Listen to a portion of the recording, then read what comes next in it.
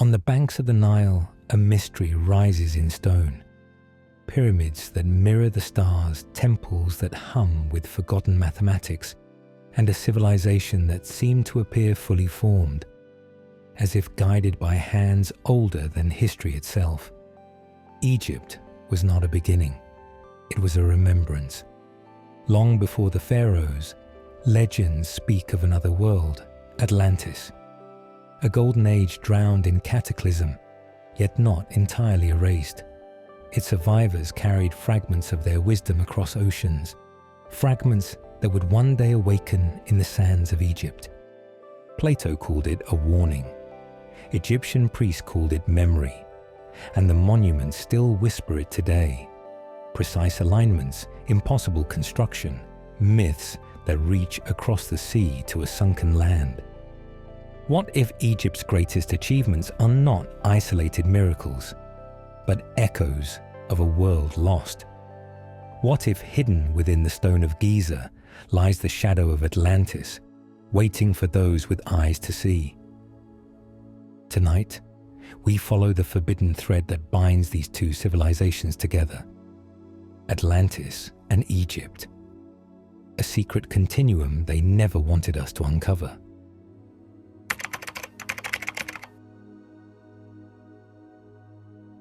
The story of human origins has always been fractured, broken into isolated timelines, as if each civilization suddenly bloomed from nothing.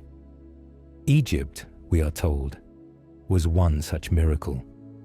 A desert culture that arose from simple farming villages into the builders of pyramids and temples aligned with cosmic precision. Yet when we look closer, Egypt does not feel like a beginning. It feels like a continuation, a thread already woven, carried forward from somewhere else. And this is where the name of Atlantis always enters the whisper.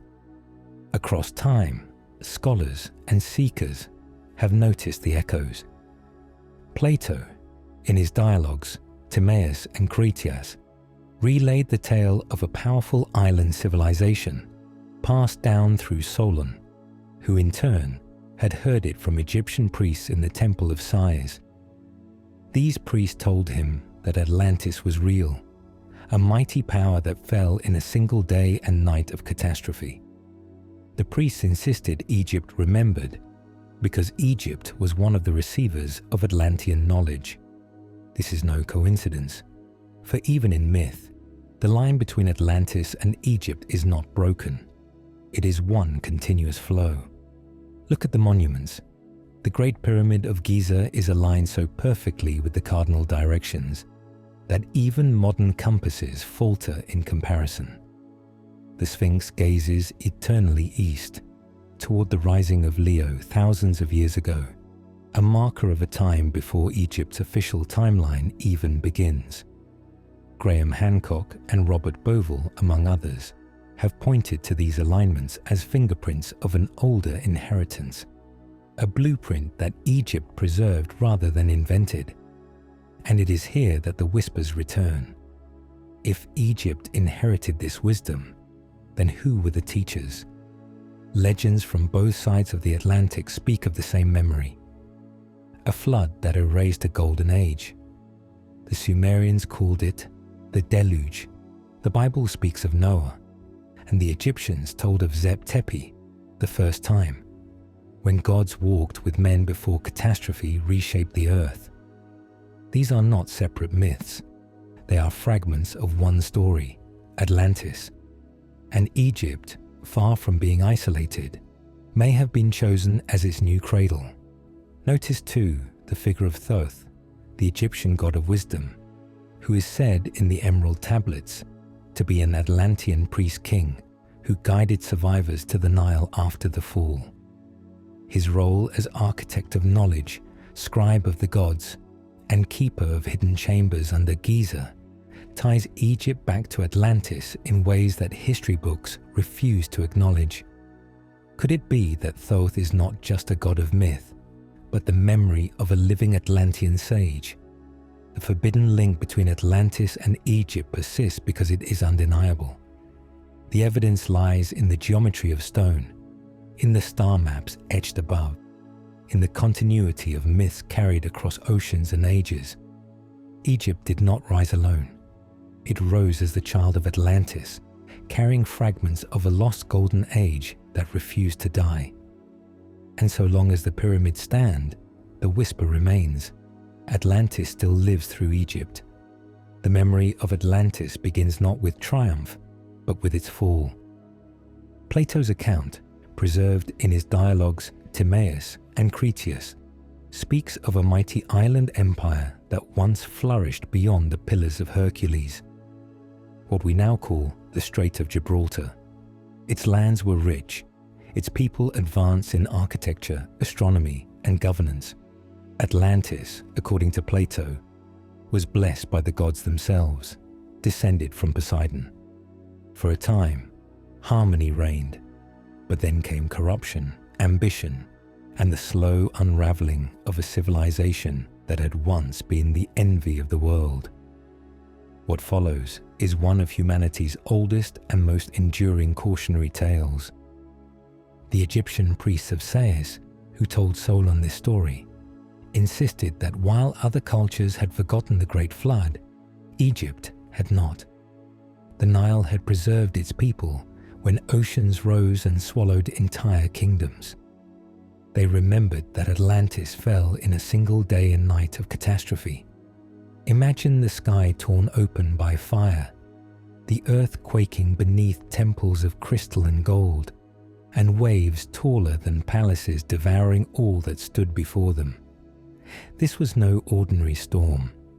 It was a cosmic reckoning, a convergence of natural disaster and human hubris, where the balance of Earth itself shifted.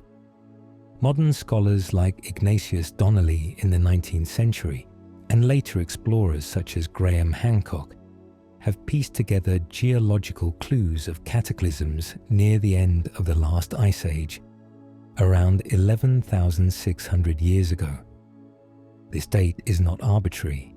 It aligns with Plato's timeline for the destruction of Atlantis. During that period, sea levels rose drastically as glaciers melted, reshaping coastlines and erasing entire land masses from memory. Could it be that Plato's myth was a cultural memory of this global cataclysm?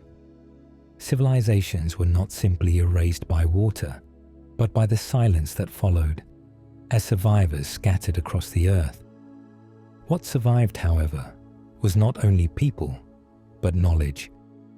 Myths of the flood exist in almost every culture, from the Epic of Gilgamesh in Mesopotamia to the Hopi stories of fiery rain and rising waters, to the Mayan accounts of previous worlds destroyed by deluge. Survivors carried fragments of their sciences, their sacred teachings, their maps of the stars.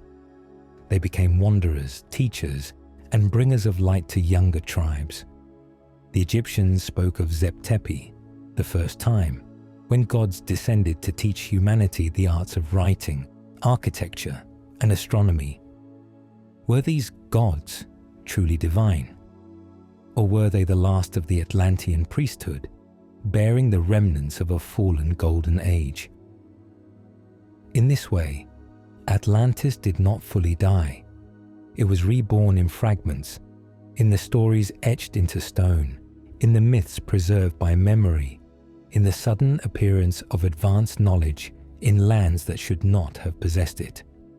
The fall of Atlantis was the fall of an age, but also the beginning of a secret continuum. Egypt would one day rise, not as a miracle born from desert sands, but as the guardian of what Atlantis refused to let vanish. The whispers of the drowned world live on, hidden in plain sight. When the great flood swept Atlantis into the sea, not all was lost. Across the mythic tapestry of the world, whispers speak of survivors who carried fragments of their knowledge to distant lands. Plato himself, echoing the words of the Egyptian priests, suggested that not everyone perished in that single night of destruction. Legends tell us that while the great island empire fell, Groups of priests, sages, and navigators fled before the waters consumed them. Their destination, according to many traditions, was the fertile valleys and rising deserts of the East, a land that would one day be called Egypt. In the Emerald Tablets of Thoth, a text attributed to the Atlantean priest king, we find the story of a figure who escaped the fall and became a guiding presence in Egypt. Thoth, or Jeoti, as the Egyptians named him, is said to have sailed across the waters, bringing with him the sciences of geometry, astronomy, healing, and spiritual lore. His role was not just that of a teacher, but of a founder, the architect of a new cycle of civilization built upon the ruins of the last. The Egyptians revered him as the god of wisdom, the scribe of the gods, the one who measured the heavens and taught mankind the words of power.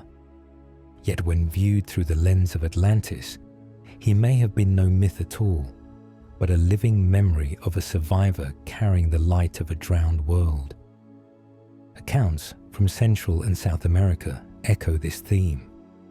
The Maya and Aztec spoke of Quetzalcoatl, the feathered serpent, a bearded teacher who arrived from across the sea after a cataclysm, bearing knowledge of calendars, agriculture, and sacred ritual. In the Andes, Viracocha was remembered the same way. These beings, often described as luminous teachers from the waters, mirror the Atlantean myth almost exactly. It is as if survivors dispersed not only east to Egypt, but west across the Atlantic as well, scattering the seeds of a broken empire into new soils. Egypt's sudden rise, what the priests called Zep Tepi, the first time, makes more sense in this light.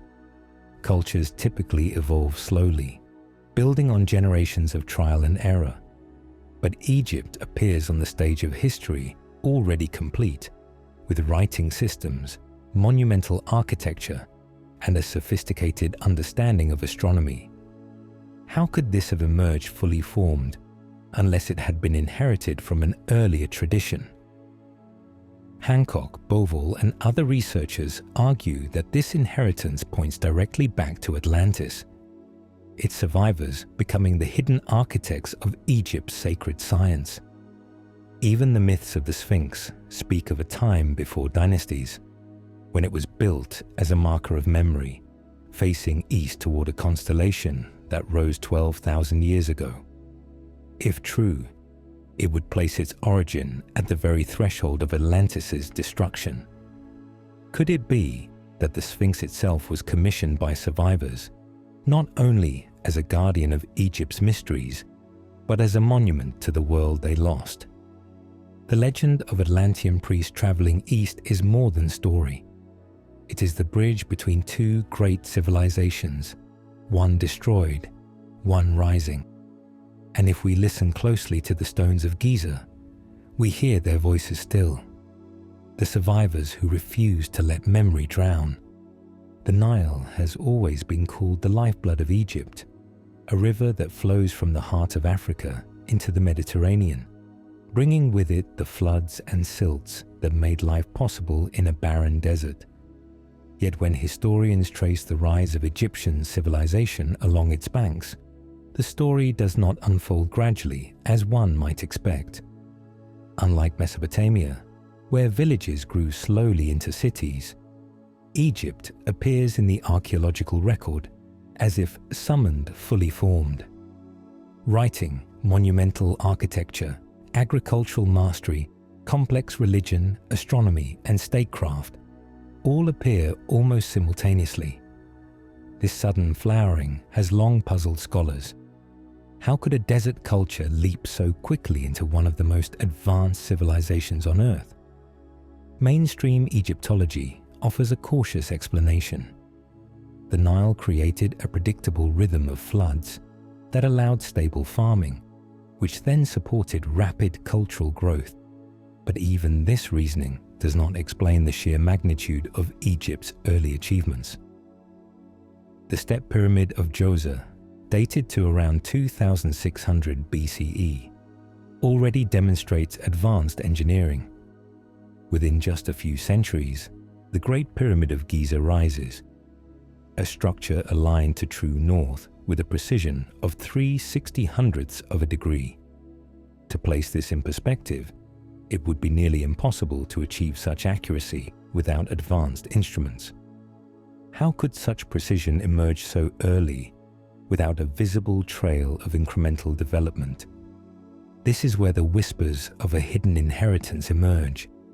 If survivors of Atlantis truly migrated to Egypt, bringing with them advanced knowledge, then the sudden birth of Egyptian civilization makes sense.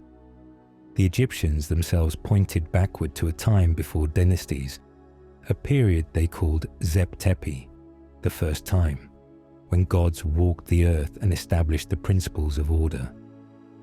Ancient King Lis preserved in the Turin Papyrus and by the historian Manetho record reigns of semi-divine beings stretching thousands of years before the first recognized pharaoh.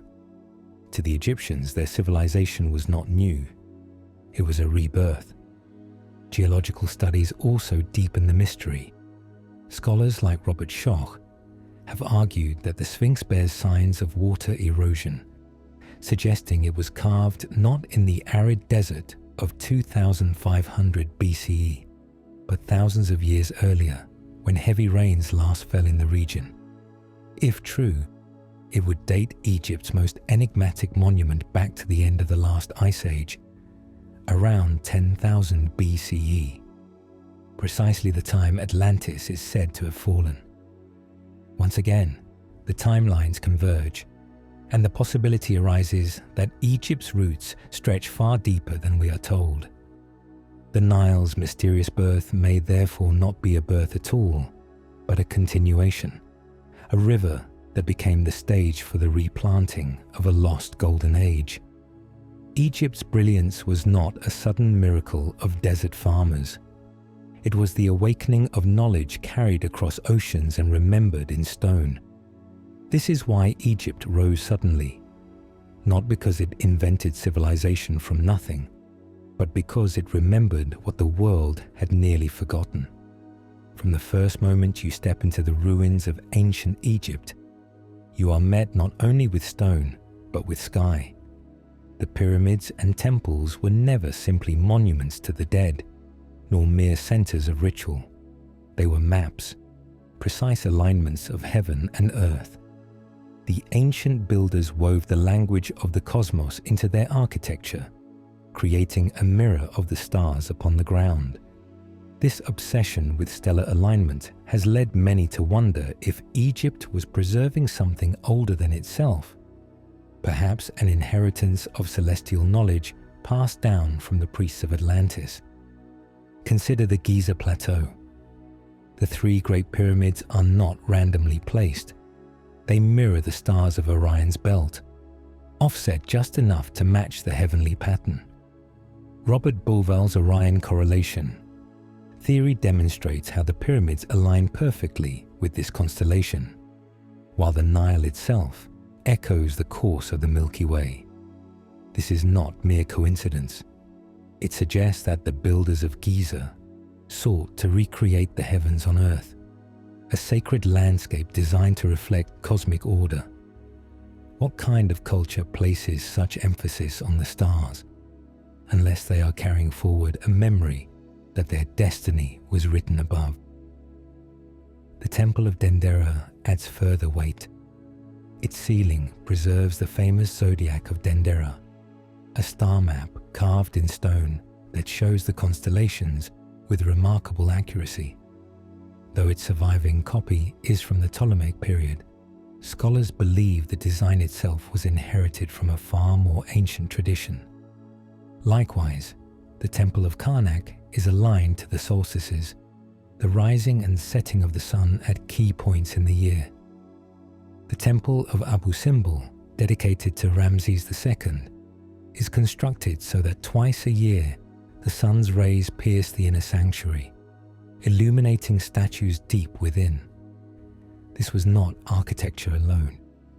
It was a cosmic dialogue, a reminder that human life was meant to move in rhythm with the heavens, Such precision recalls another legend, that Atlantis itself was a civilization built on sacred geometry, where temples and cities mirrored celestial harmonics. Plato describes Atlantis as a city of concentric circles, an earthly reflection of divine order. If Egypt's builders were indeed descendants of this lost world, then their insistence on star maps and cosmic alignments may be the fingerprints of Atlantean memory, the determination to encode in stone what had once been encoded in memory. Modern astronomy supports these alignments. In 1994, Bauval and Hancock pointed out that the layout of the Giza pyramids most closely matches Orion's belt, not in 2500 BCE, but around 10,500 BCE, at the dawn of the last great age, precisely when Atlantis is said to have fallen. This suggests that the monuments of Giza may have been deliberately aligned to preserve the memory of that earlier epoch, a kind of time capsule etched in limestone. If true, then Egypt was not inventing new patterns, but preserving an ancient code, a star map of a world already gone.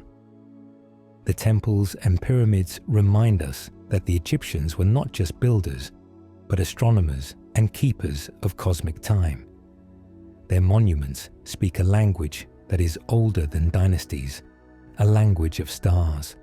It is here, in the alignments of Egypt, that we hear the faintest echo of Atlantis, a civilization that too was said to have built in harmony with the heavens. Egypt's legacy then is not only stone but sky, a bridge between the fallen and the remembered.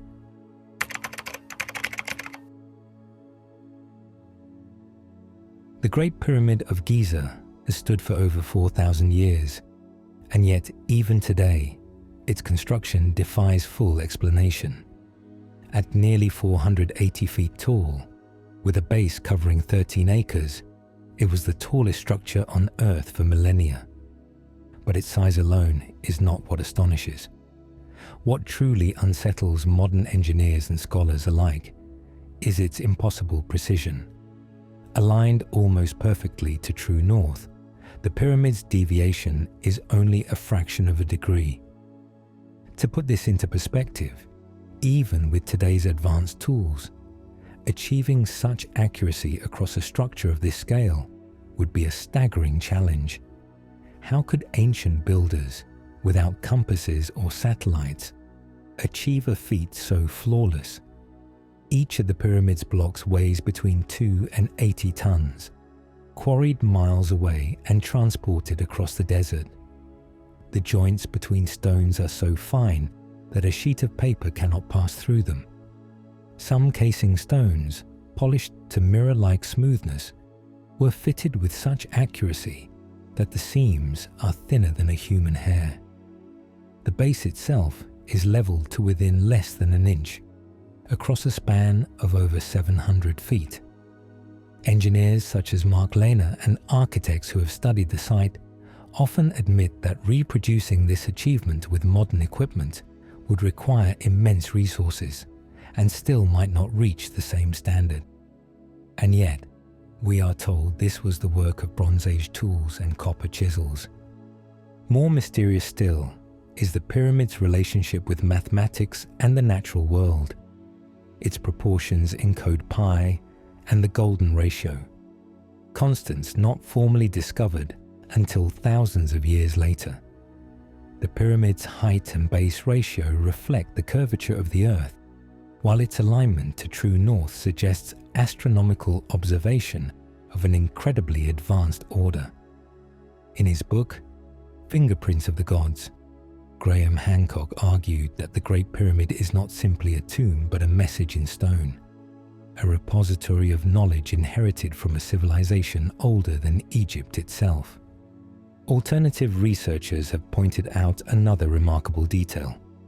If you take the Great Pyramid's perimeter at its base and divide it by its height, you get a near-perfect approximation of 2 pi, the mathematical constant relating to a circle. In other words, The pyramid is not only a monument of stone, but also a monument of geometry, encoding spherical mathematics as if the builders wanted to demonstrate their understanding of Earth itself. Could this be coincidence? Or is it the echo of an advanced science carried over from a forgotten golden age? Even orthodox Egyptologists quietly acknowledge that no transitional structures exist to show how the Egyptians developed this level of mastery. The leap from mud brick mastabas to the Great Pyramid is too vast to explain as gradual evolution. It suggests instead a sudden infusion of knowledge, a burst of engineering brilliance that appeared fully formed. If Egypt was the child of Atlantis, then the Great Pyramid is its inheritance, the clearest evidence of wisdom carried across the flood and preserved in stone. The pyramid's impossible precision still challenges us today. It stands as a riddle carved into the desert, whispering that history is not as linear as we believe. Perhaps Egypt was not the inventor of this science, but its guardian, keeping alive the geometry of a world that sank beneath the sea. Among the most mysterious texts ever whispered about in occult circles are the Emerald Tablets of Thoth. Though their origins are cloaked in legend, they are said to preserve the voice of an Atlantean priest-king who survived the fall of his homeland and became enshrined in Egypt as the god of wisdom. Thoth, known to the Greeks as Hermes Trismegistus, was not merely a mythic figure to the Egyptians. He was the divine scribe, the measurer of time, the keeper of sacred words, and the bridge between the human and the divine. But within esoteric traditions, he was also remembered as an Atlantean, one who carried the wisdom of a lost golden age into the Nile Valley and safeguarded it for millennia. The Emerald Tablets, sometimes confused with the later Corpus Hermeticum, are distinct in their mythos. They claim to be written in a language of vibration and symbol that hides profound truths about the nature of reality, consciousness, and the universe itself.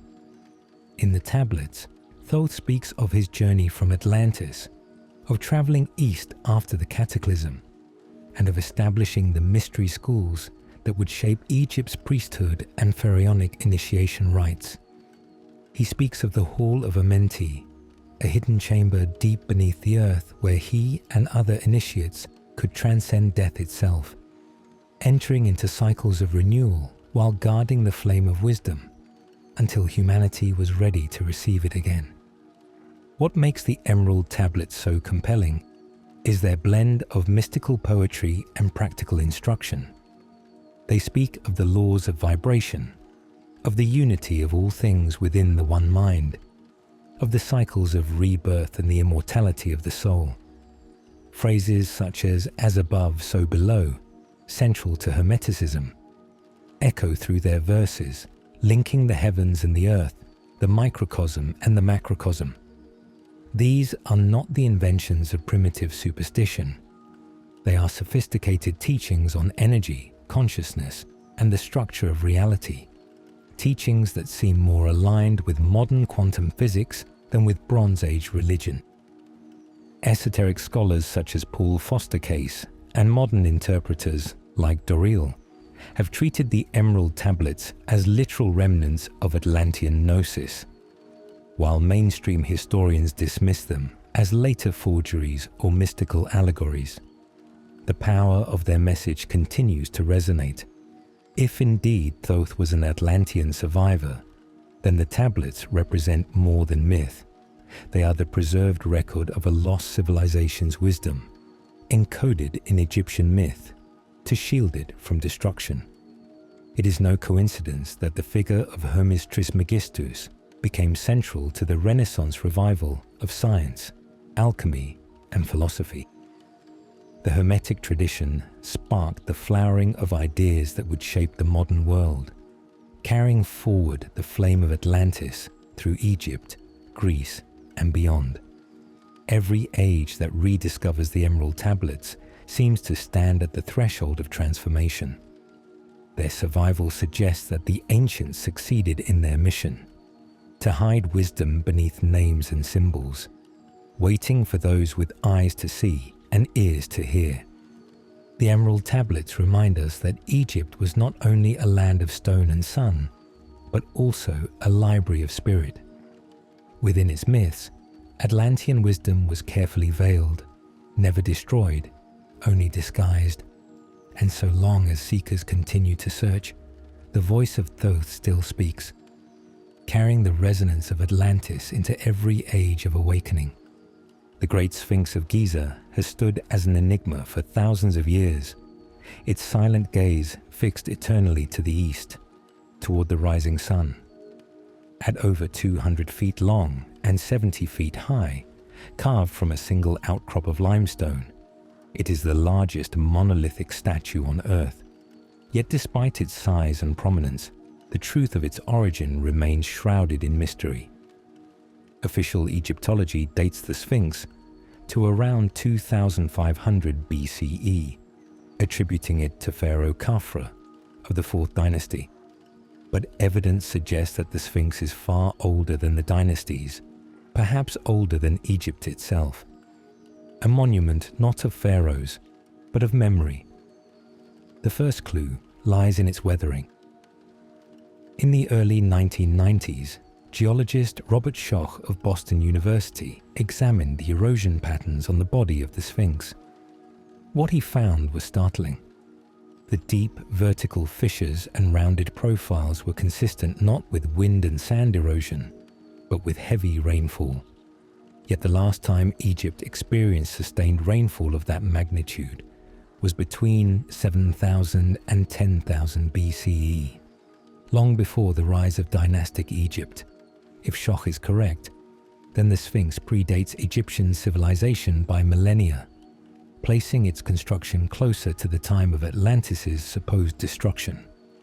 Its gaze adds another layer to the riddle. The Sphinx faces due east, aligned with the rising sun at the equinox.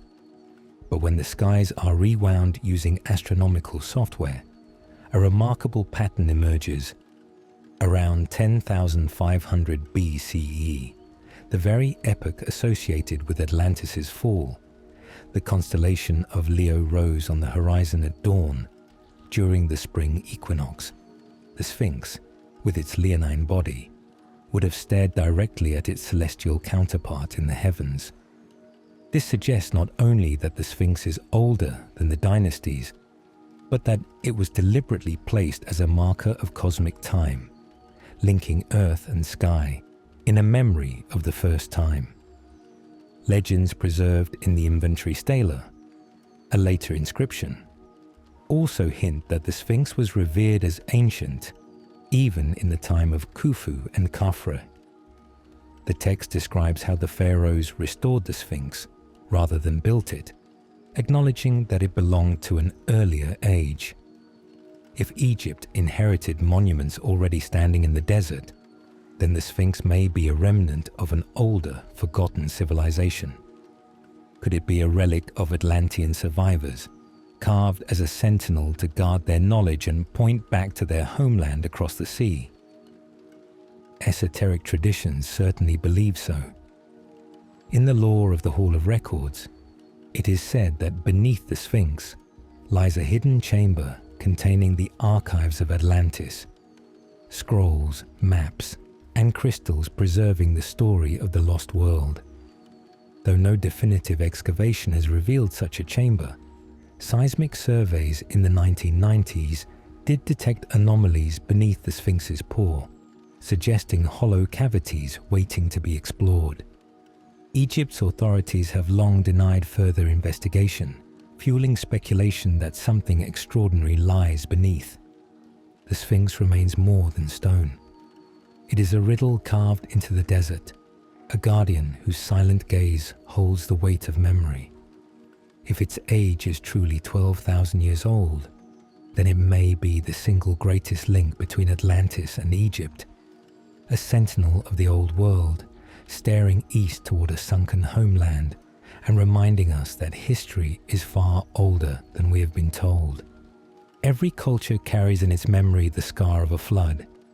It is one of the most universal stories in human myth, stretching across continents and centuries, appearing in sacred texts, oral traditions, and carvings on stone.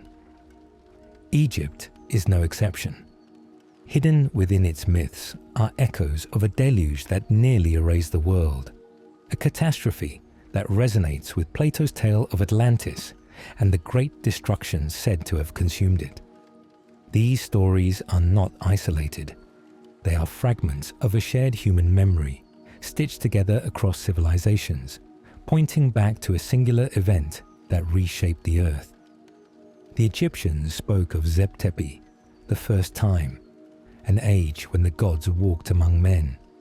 This was not a poetic metaphor for dynastic beginnings. It was a memory of a world before catastrophe. In texts like the Coffin text and the Pyramid text, there are veiled references to chaos waters rising, to the gods retreating, to a time when the order of Maat, the principle of balance and harmony, was shattered and had to be restored. These descriptions parallel the Atlantean story of a civilization brought low by cataclysm, swallowed by flood and fire. Plato's account in Timaeus and Critias, derived from Egyptian priests at Sais, is itself an Egyptian flood story retold to the Greeks. The priests mocked Solon, saying that his people were like children, forgetting their past, while Egypt remembered.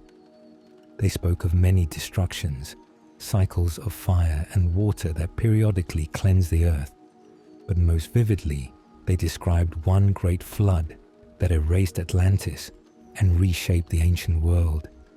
In this way, Egyptian memory becomes the anchor of Plato's myth, not a separate tale, but the source itself. Modern geology adds credibility to these myths. At the end of the last ice age, around 11,600 years ago, rapid melting triggered a violent rise in sea levels. Studies of ancient shorelines revealed dramatic flooding events during this period. The Younger Dryas, a sudden climatic shift, brought both firestorms and deluge, devastating ecosystems and human settlements. Hancock and other researchers argue that this is the very event remembered in flood myths worldwide, from the Epic of Gilgamesh in Mesopotamia, to the story of Noah in the Hebrew Bible, to the traditions of the Hopi and the Maya. Egypt's Zep-Tepi fits precisely into this timeline, a remembrance of what was lost and the rebirth that followed. The Nile itself was central to Egypt's survival after the flood. Its steady rhythm became the symbol of restored balance, the new order after chaos. But behind that order lay memory. That once, waters had destroyed the world. Even the myth of Osiris reflects this theme. A divine king torn apart, scattered, and reassembled by Isis, symbolizing both destruction and renewal. Osiris becomes a mythic echo of Atlantis itself, a world shattered and yet preserved in fragments. The sacred flood stories remind us that Egypt was not born in isolation, but in remembrance. Its myths are not simply religious allegories, but encoded memories of cataclysm, the same cataclysm that ended Atlantis. In the rising and receding of the waters, the Egyptians heard the voice of the past, and in their temples and texts, they preserved it for those who would one day listen. In the heart of Egypt's sacred tradition lies the enigma of the pharaohs. They were not merely kings or political rulers. They were initiates, embodiments of divine order, guardians of knowledge that stretched far beyond their own time. To wear the crown of Upper and Lower Egypt was not simply to command armies and laborers. It was to step into an ancient lineage of wisdom, a current of spiritual inheritance that many believe traces back to the lost schools of Atlantis. The question lingers: were the pharaohs the inheritors of Atlantean mystery schools, guardians of a flame carried through flood and fire into the desert sands. Egyptian coronation was itself an initiation. The young pharaoh was said to undergo rituals that symbolically reenacted death and rebirth. Within the temples, hidden chambers and dark corridors led initiates into states of sensory deprivation, forcing them into confrontation with the unseen realms. This practice mirrors the initiatory traditions described in Hermetic and esoteric texts, where one must pass through symbolic death in order to awaken to higher truth. Such rites parallel the Atlantean mysteries described in the Emerald Tablets of Thoth, where Thoth speaks of guiding initiates into the Hall of Amenti to be transformed by the light. The pyramid texts, among the oldest religious writings in the world, are not merely funerary spells. They are instructions for ascension, guiding the king's soul through celestial gates, aligning him with the stars, and returning him to his origin in the divine. They read like manuals of initiation, and their sophistication suggests a continuity of knowledge rather than invention. Egypt did not stumble upon these teachings. They were carried forward, preserved, and veiled in symbolism. The pharaoh, as initiate, was the living bridge between the earthly kingdom and the cosmic order. Esoteric traditions, including those revived in the Hermetic schools of late antiquity, point directly to Atlantis as the origin of this initiatory science. Plato himself described Atlantis as a place where rulers were chosen not merely for lineage, but for their harmony with divine law. This resonates with the Egyptian principle of Marshet, balance, truth, and cosmic order, which every pharaoh was sworn to embody.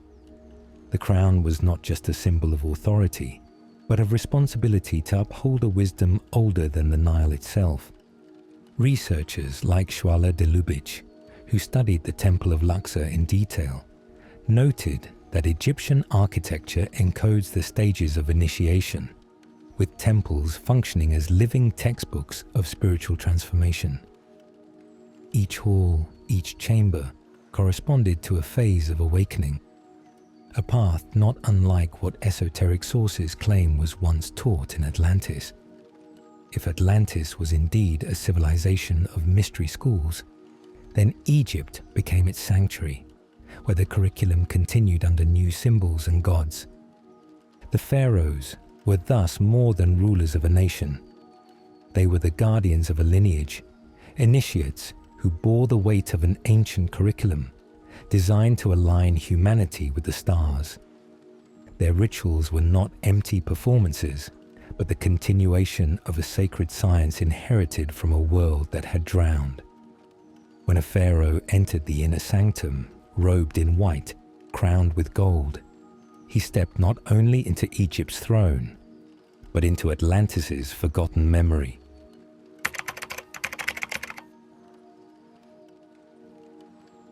The kings of Egypt were never seen as ordinary men. They were described as divine, the sons of gods, chosen not only by bloodline, but by initiation into mysteries that set them apart from the rest of humanity. The pharaoh was the living Horus, the earthly vessel of the divine order of Maat, and his authority stretched beyond politics into the unseen worlds.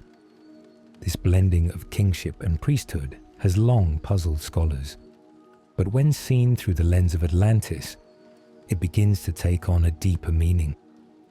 For in Plato's description of Atlantis, its rulers were also priest-kings, individuals who united temporal power with spiritual guardianship.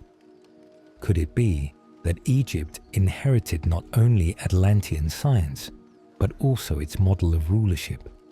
Plato wrote that the rulers of Atlantis were descended from Poseidon himself, semi-divine beings whose duty was to uphold cosmic law.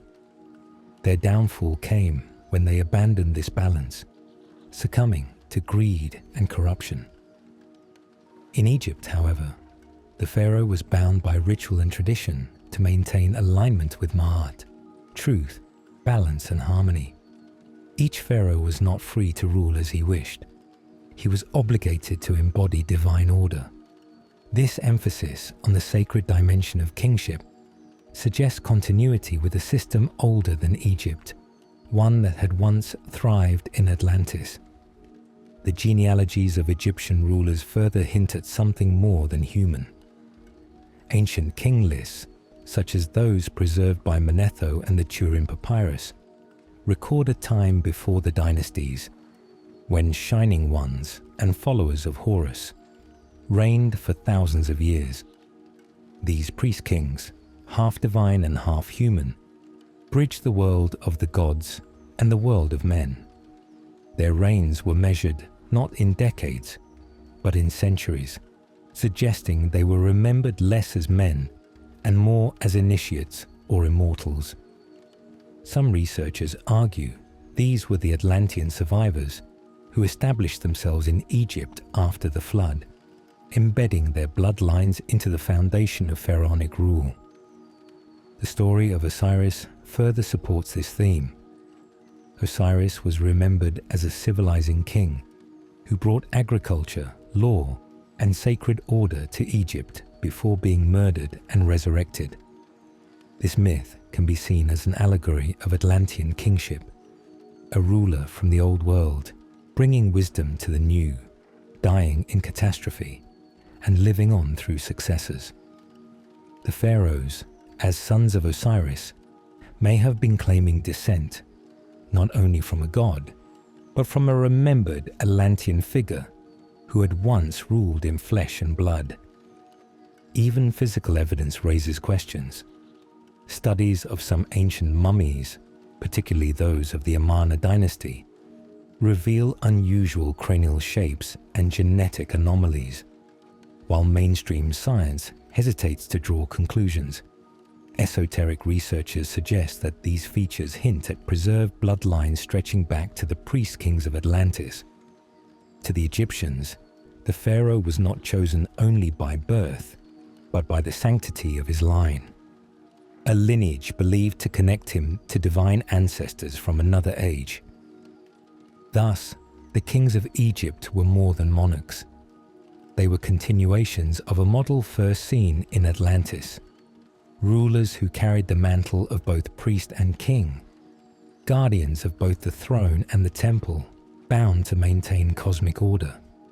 Whether through bloodline, ritual, or myth, the pharaohs stood as living links between two worlds. In their crowns, we glimpse not only the legacy of Egypt, but the echo of Atlantis itself. Beneath the sands of Giza, whispers of hidden chambers have persisted for centuries. The pyramids and the Sphinx are only what the eye can see, but countless traditions suggest that what lies below may be even more extraordinary than the monuments themselves. Ancient texts, oral traditions, and modern surveys all point to a subterranean world, a network of halls and vaults that some claim were built not by the dynasties, but by the survivors of Atlantis, determined to preserve their knowledge against the tides of time. The most famous of these is the so-called Hall of Records. Esoteric traditions, particularly those influenced by the readings of Edgar Cayce, describe a great library buried near the Sphinx's paws, containing the chronicles of Atlantis, maps of the stars, records of technology, and teachings of the mystery schools. While mainstream archaeology dismisses these claims as myth, the idea has been supported by tantalizing discoveries. In the early 1990s, a team using seismographic equipment detected unexplained cavities beneath the Sphinx. These anomalies, rectangular in shape, sparked speculation that hidden chambers may indeed exist beneath one of the world's oldest monuments. Egyptian authorities have restricted further excavation, fueling curiosity and suspicion. The notion of hidden chambers is not limited to modern mystics. The inventory stela, dating from the 26th dynasty, records that Pharaoh Khufu did not build the Sphinx, but rather restored it, and that beneath it existed a sanctuary of Isis. This suggests that even in antiquity the Sphinx was known to conceal something older and sacred. Likewise, the ancient historian Herodotus wrote of vast subterranean halls under the pyramids, including a secret chamber said to hold the tomb of Osiris, surrounded by water. Strabo, a Greek geographer, also spoke of hidden passages beneath Giza. These accounts echo each other across centuries, as if preserving a shared memory that what we see on the surface is only part of the story. Modern technology has added more weight to the mystery.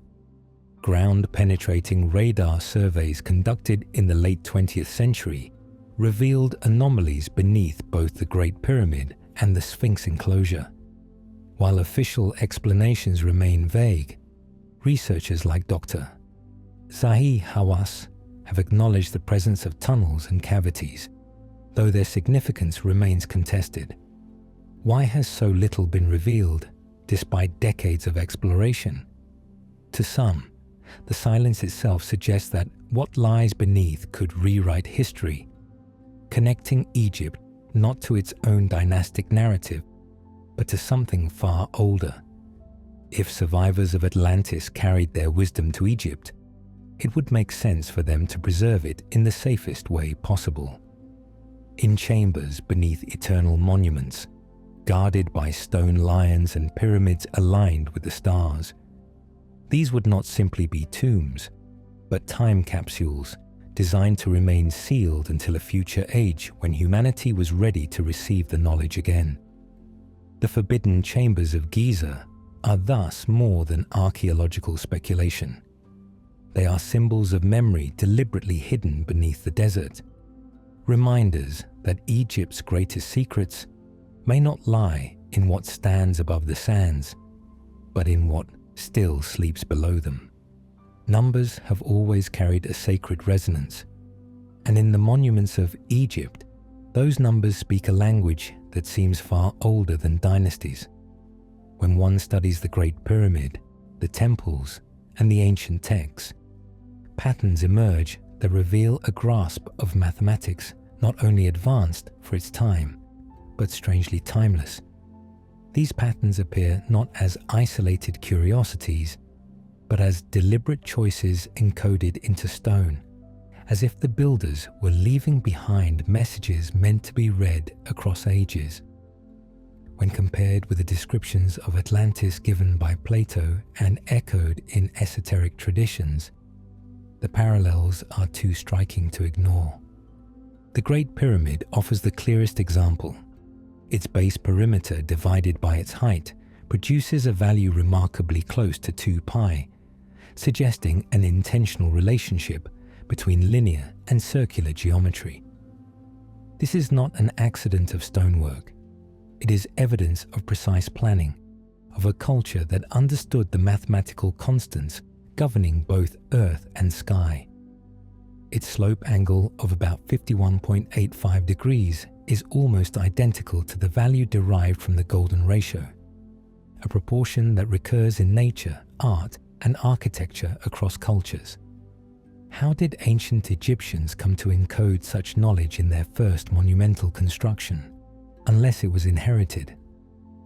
Plato described Atlantis as a city of concentric rings, laid out according to mathematical harmonics that reflected cosmic order. This mirrors the Egyptian practice of embedding harmony and proportion into their sacred buildings. The Temple of Luxor, studied extensively by R.A. Schwaller de Lubitsch, reveals a design based on proportional relationships akin to the human body, as though the builders saw geometry as a living reflection of the divine. To the Egyptians, mathematics was not abstract. It was sacred, a language that bound heaven and earth. This sacred approach to numbers echoes what Plato wrote of Atlantis, a civilization where geometry was seen as divine law. Even the measurement of the earth itself seems hidden in the stones of Giza. If you take the Great Pyramid's base length and multiply it by 43,200, you arrive at the Earth's equatorial circumference with near-perfect accuracy. The number 43,200 is not arbitrary. It reflects the precessional cycle of the Earth, the slow wobble of the planet's axis over 25,920 years. Ancient myths across the world, from the Maya to the Hindus, reference this great cycle of time. Egypt encoded it into stone, just as Atlantis was said to order its world according to celestial harmonics. Mathematics also appears in the alignment of temples. Karnak, Abu Simbel, and Dendera all reflect solar and stellar cycles with exactitude, suggesting knowledge of advanced astronomy. To many researchers, this is evidence that the Egyptians inherited a body of science already complete. To others, it is the continuation of Atlantean wisdom, numbers as both code and prayer, carried through catastrophe and preserved in stone. The ancients knew that civilizations rise and fall, but numbers endure. By embedding sacred mathematics into their monuments, the Egyptians ensured that even if memory failed, the truth would still speak.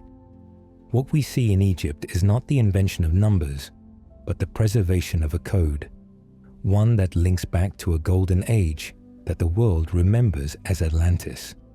The official chronology of Egypt presents a neat and ordered picture. Dynasties beginning around 3100 BCE, rulers documented in stone, pyramids constructed in a predictable progression. It is a narrative designed to reassure, to make history appear linear, logical, and contained. Yet the deeper one looks, the more cracks appear in this timeline. Evidence from geology, astronomy, and even Egypt's own king lists suggest that the true story stretches back much further, into epochs that align not with the tidy dates of Egyptology, but with the twilight of Atlantis.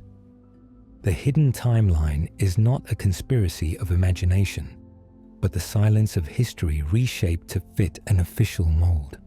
Take the Sphinx, whose water-weathered body suggests construction thousands of years before the desert climate took hold, pushing its origin back to the end of the last ice age. Or consider the alignments of the pyramids to Orion's belt, which match the sky most closely not in 2500 BCE, but in 10,500 BCE.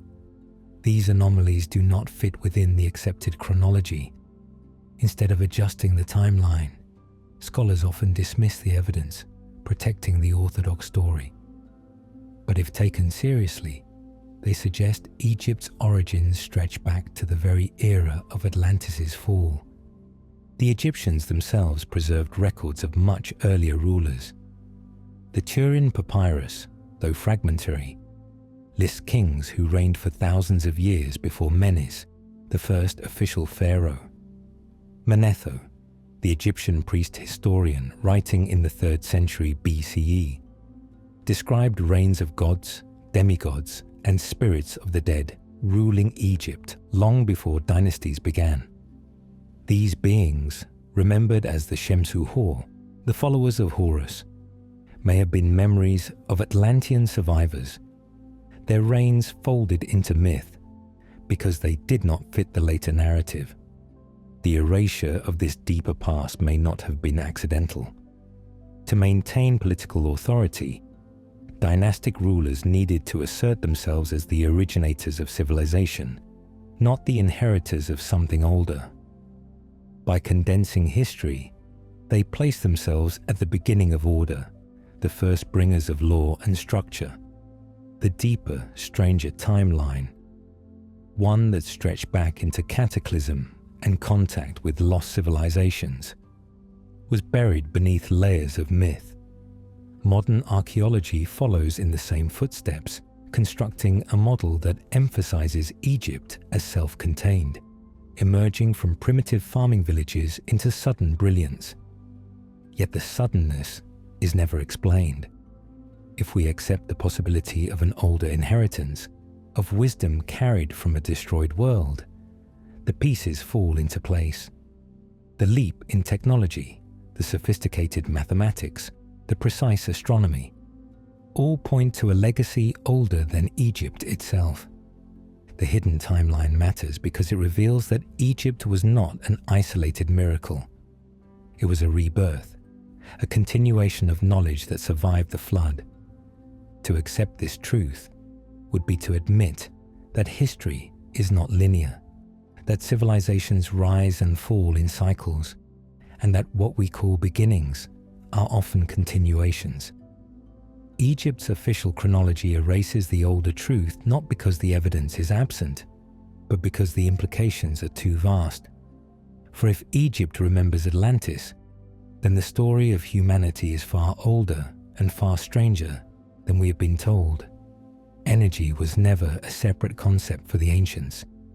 It was not measured in volts or watts, but in harmonics, vibrations and flows that move between earth, sky, and human consciousness.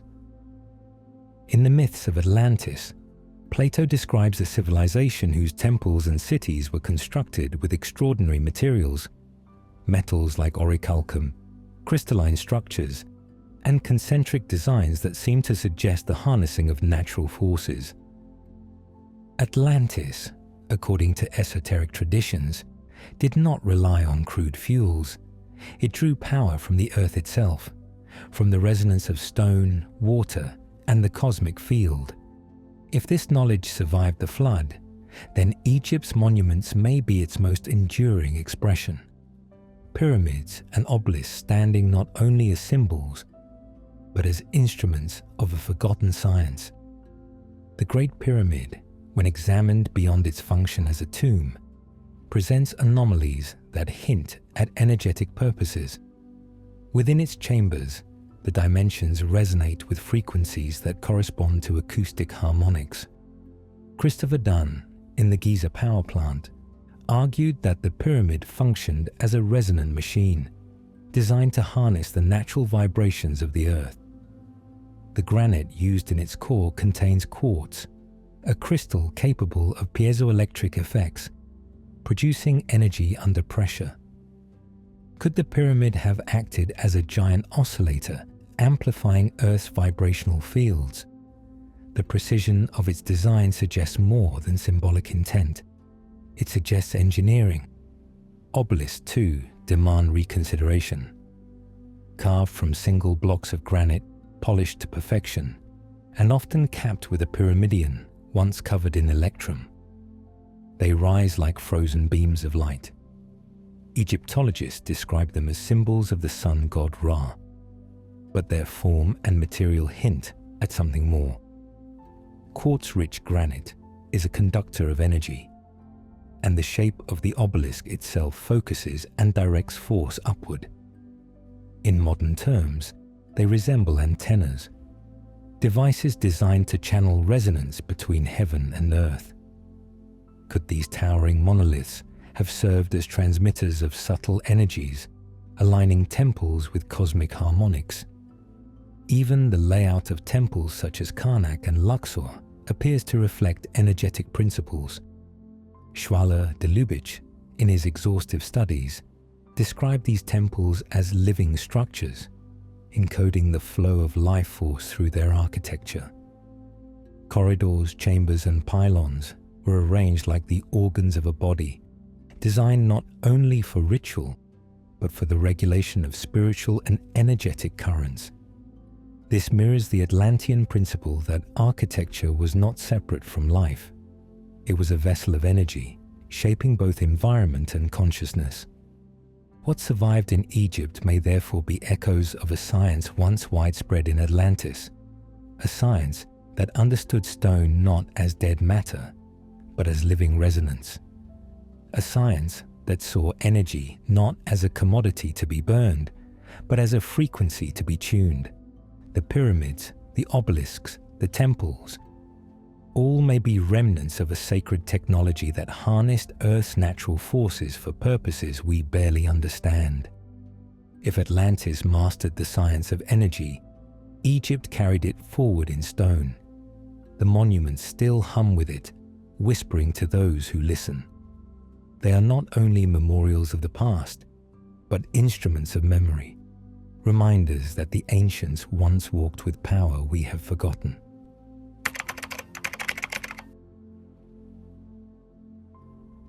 Hidden behind the temple of Seti I at Abydos lies a structure that does not fit within the official timeline of Egyptian history.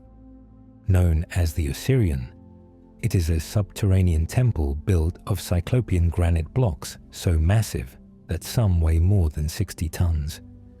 Unlike the finely decorated sandstone of Seti's temple above, the Osirian is stark, simple, and monumental, built in a style that seems far older than anything attributed to dynastic Egypt. While mainstream archaeology insists it was constructed in the same period as Seti's temple, around 1200 BCE, the evidence tells another story.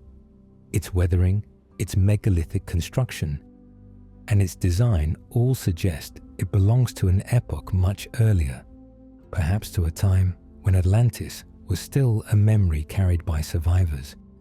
The Osirian sits below ground level, accessed by a long descending passage. Within, its pillars of red granite stand like silent sentinels, arranged around a central pool.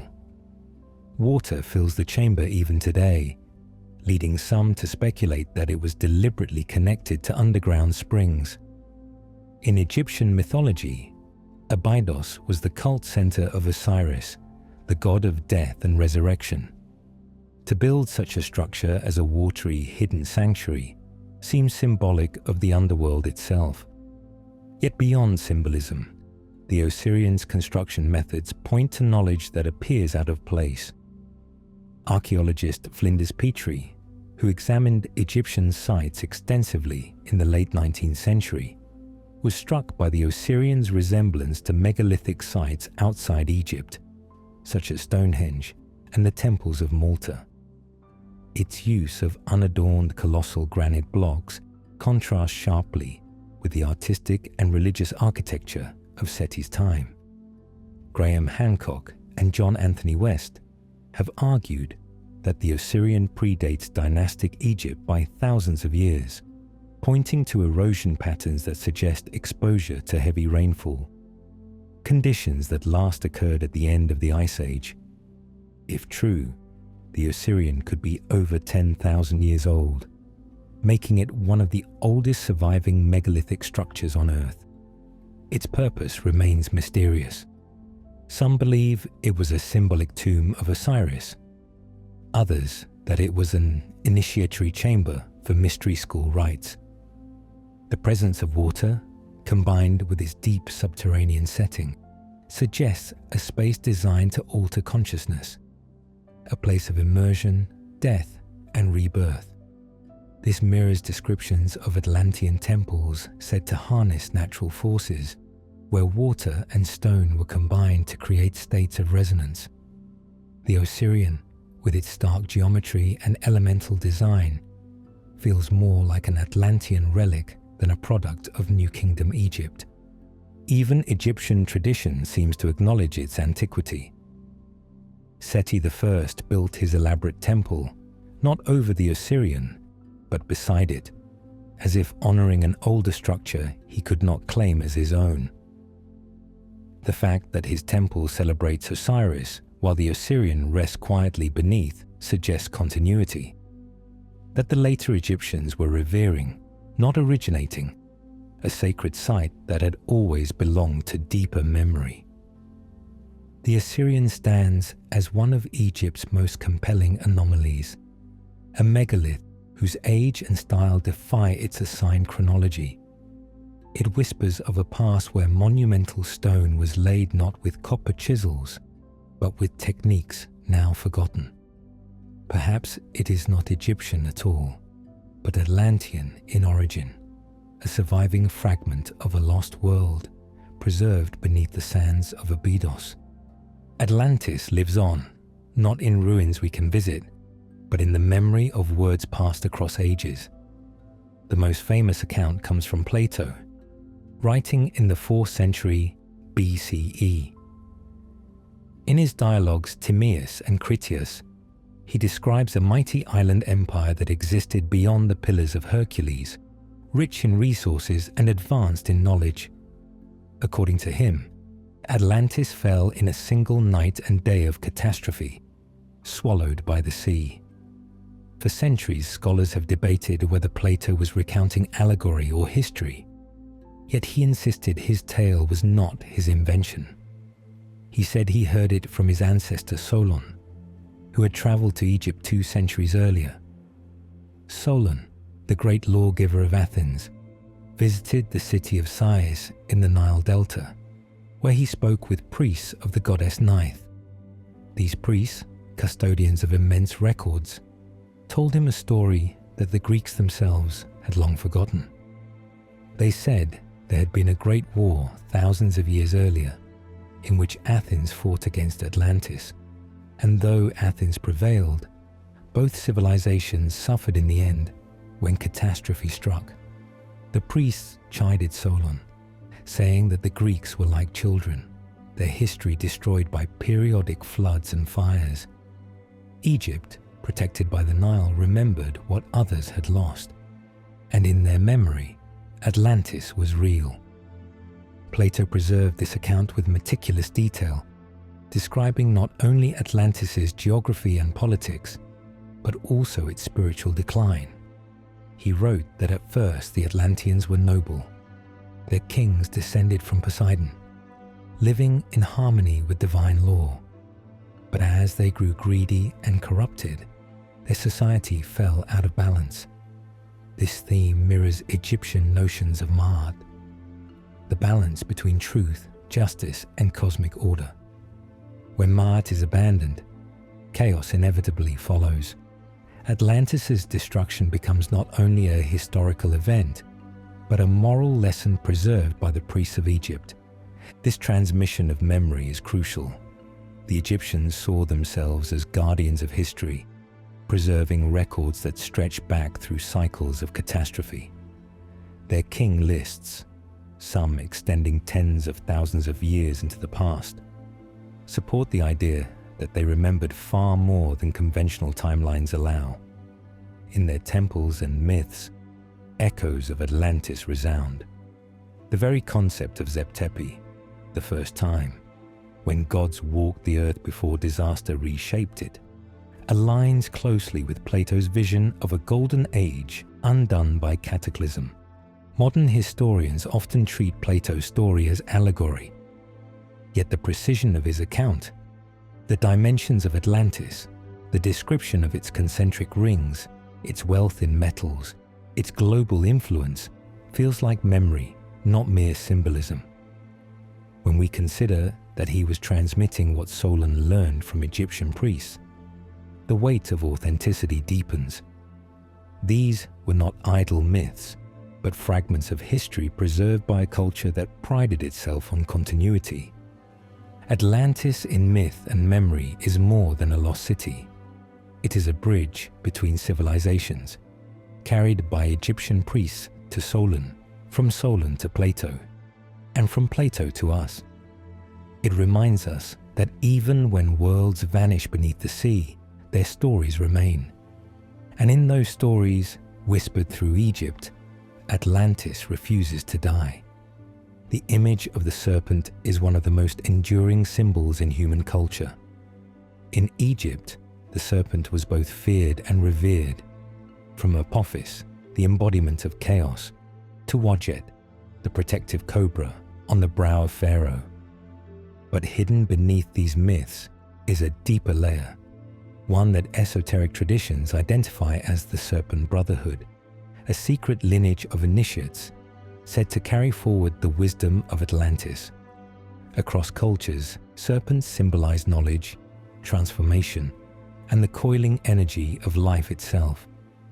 To the initiates, the serpent represented gnosis, the inner knowing that could elevate humanity back to divine awareness. The roots of this brotherhood can be traced to Egypt's own priesthood. The temples of Karnak, Luxor, and Abydos were not merely centers of ritual, they were schools where initiates were trained in astronomy, sacred geometry, and the hidden laws of the soul. Only a select few were allowed into the deepest mysteries, undergoing trials of silence, fasting, and symbolic death. These initiates became keepers of a knowledge older than Egypt. Wisdom many believe was carried from Atlantis.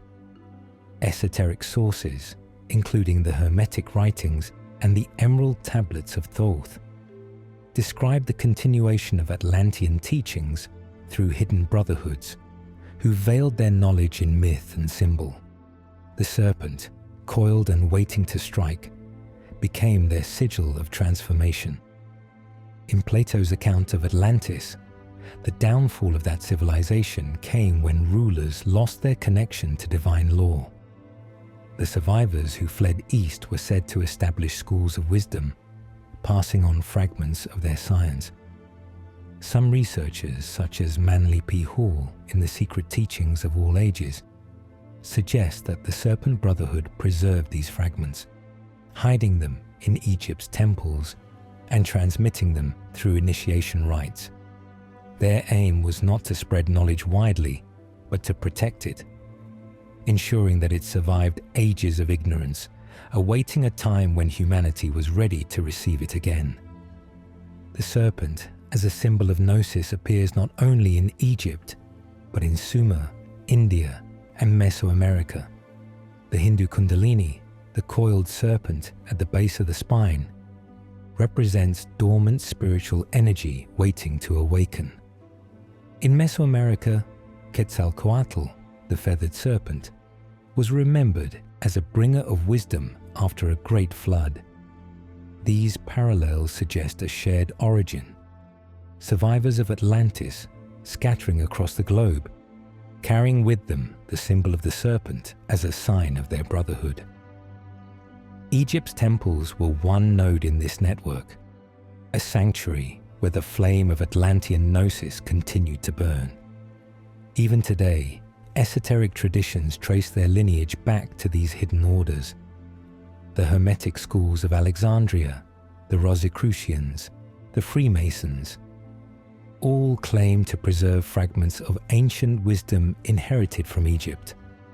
Whether literal bloodlines or spiritual lineages, the Serpent Brotherhood represents continuity, the refusal to let the light of Atlantis be extinguished. The serpent, shedding its skin, reminds us that knowledge too can be hidden, buried, and reborn. And through Egypt, the wisdom of Atlantis found its way into every age that followed. Time was never a straight line for the ancients. To them, history moved in great cycles, governed by the stars and measured by cosmic rhythms that stretched far beyond human lifespans. Atlantis, according to esoteric traditions, was a civilization that understood these cycles intimately, aligning its rise and fall with celestial mechanics. When that world was lost, fragments of its timekeeping system survived, encoded in temples, myths, and rituals of Egypt. The Egyptians were not simply farmers tracking floods of the Nile. They were astronomers, architects of time itself, preserving an Atlantean calendar hidden in stone. The most striking example comes from the Temple of Dendera, where the famous zodiac of Dendera is carved into its ceiling. This star map, now housed in the Louvre, depicts not only the familiar constellations of the zodiac but also planetary alignments, eclipses, and precessional cycles. Precession is the slow wobble of Earth's axis, completing one full cycle every 25,920 years. This great year was central to many ancient traditions, from the Hindu Yugas to the Mayan long count calendar. The fact that Dendera's zodiac appears to encode this knowledge suggests that Egypt inherited a science of time much older than itself. Scholars like Schwaller de Lubitsch argued that the Egyptians possessed a profound understanding of cosmic cycles, passed down from an earlier age. The pyramids themselves are part of this calendar. Robert Bovell's Orion correlation theory shows that the alignment of the Giza pyramids with Orion's belt matches the sky, not in 2500 BCE, but around 10,500 BCE, precisely the epoch Plato associates with Atlantis' destruction. If this is intentional, then the pyramids are not simply monuments, but time markers, pointing back to a pivotal moment in human history. They serve as a reminder that civilizations rise and fall according to celestial rhythms, and that Egypt's role was to preserve the memory of the last great cycle. Even the Sphinx participates in this calendar. Facing east, it gazes toward the constellation Leo as it rose on the horizon during the spring equinox around 10,500 BCE. The lion-bodied guardian becomes more than stone. It becomes a cosmic clock, its body aligned with the stars to mark the dawn of an age. If Egypt truly inherited the wisdom of Atlantis, then the Sphinx and pyramids are not beginnings, but continuations, Atlantean markers of time re-established on new soil. In the Egyptian worldview, time was divided between Nehe and Jet, cyclical time and eternal time. This duality reflects the Atlantean teaching that history moves in cycles, but within those cycles, eternal truths endure. The king lists stretching back tens of thousands of years, the myths of Zep Tepi, and the astronomical alignments all converge on one point. Egypt remembered what others forgot. It preserved the Atlantean calendar not as a relic of curiosity, but as a living reminder of the great cycles that shape humanity's destiny. The temples of Egypt still whisper of these cycles. In their alignments, in their star maps, in their myths of flood and renewal, lies the shadow of Atlantis' timekeeping. The Atlantean calendar did not vanish with the flood. It was carved into stone, waiting for an age when we would look up once more and remember. The story of Atlantis is inseparable from the heavens. Plato described its destruction as a sudden cataclysm, floods, earthquakes, and fire from the sky. To the modern mind, this sounds like allegory, but the sky itself preserves memory in a language older than books. The ancients believed that cosmic rhythms govern not only the seasons, but also the rise and fall of civilizations. Egypt, inheritor of Atlantean wisdom, encoded these truths in myth and architecture. When we look carefully, we see that the end of Atlantis is written in the stars, a record of cosmic cataclysm preserved across cultures. Around 12,000 years ago, Earth passed through one of its great upheavals. Geologists call it the Younger Dryas, a sudden and violent shift in climate at the end of the Ice Age. Temperatures plummeted, glaciers melted, and sea levels rose by hundreds of feet. The evidence suggests massive flooding and firestorms across the planet. Research from the Comet Research Group points to a possible extraterrestrial cause. Fragments of a disintegrating comet striking Earth, igniting wildfires and destabilizing global ecosystems. The date, approximately 10,800 BCE, aligns uncannily with Plato's account of Atlantis' fall. If Atlantis truly existed, this would have been the very catastrophe that erased it from the surface of the earth. Egyptian myths preserve this memory in symbolic form.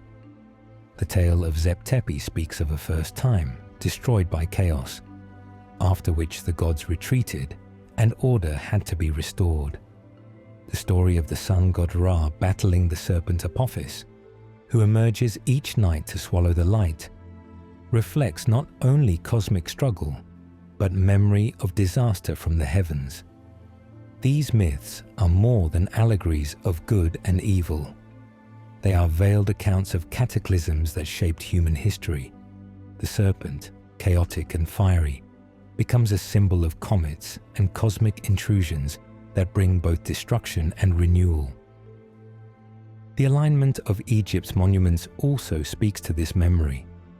The pyramids of Giza, oriented to Orion's belt, and the Sphinx, aligned with Leo at the equinox of 10,500 BCE, may commemorate the very epoch of catastrophe.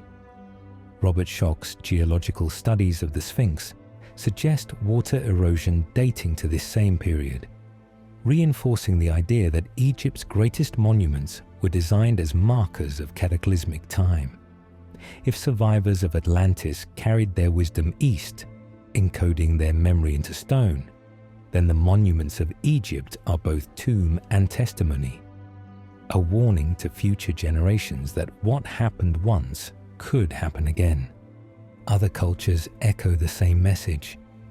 The Hopi speak of previous worlds destroyed by fire and flood. The Vedas describe cycles of destruction brought by celestial events.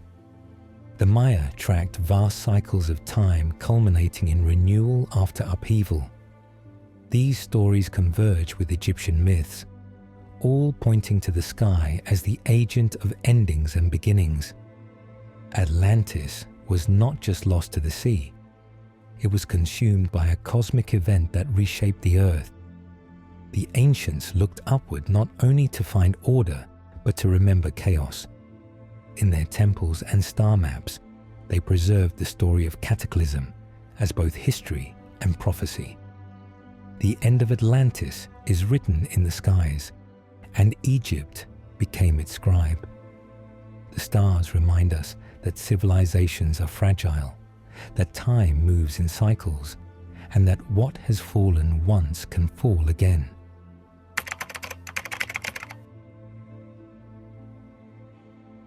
When Atlantis fell, it was not only a physical world that sank beneath the waters, but also a way of life built on sacred science. Its temples aligned with the stars, its schools devoted to geometry, vibration, and spirit. All were lost in a single day and night of catastrophe. Yet not everything vanished.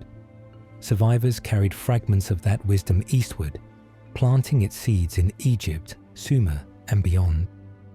But as time passed, these teachings did not remain public.